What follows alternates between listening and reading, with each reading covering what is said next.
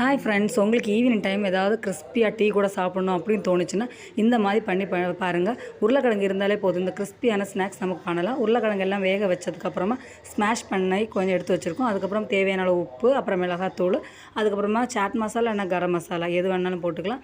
அதுக்கப்புறமா 3 spoon cornflour எல்லாமே போட்டு நமக்கு சப்பாத்தி மாவு குழைக்கிற மாதிரி நல்லா பிசைஞ்சு வச்சுக்கலாம். அதுக்கப்புறமா எண்ணெய் எண்ணெய் ஊற்றுறோன்னா கையில் ஸ்டிக் ஆகாமல் நம்ம சூப்பராக பால் போட்டு எடுக்கிறதுக்காக இந்த மாதிரி உருண்டை போட்டு ஆயில் சூடானதுக்கப்புறமா நம்ம அதில் போட்டு பொரிச்சு எடுத்துக்கலாம். எல்லாம் இப்போ உடனுடன் திருப்பி எடுக்கக்கூடாது, ஏன்னா காய் அந்த கரண்டியில் நம்ம பிடிச்சிக்கும். அதனால் எல்லாம் ஒரு சைடு ப்ரௌன் ஆனதுக்கப்புறமா அடுத்த சைடு திருப்பி போட்டு நல்லா ப்ரௌனிஷ் ஆனதுக்கப்புறமா எடுத்துக்கோங்க. சூப்பர் டேஸ்ட்டாக இருக்கும். கண்டிப்பாக இதை நீங்கள் ட்ரை பண்ணி பாருங்கள்.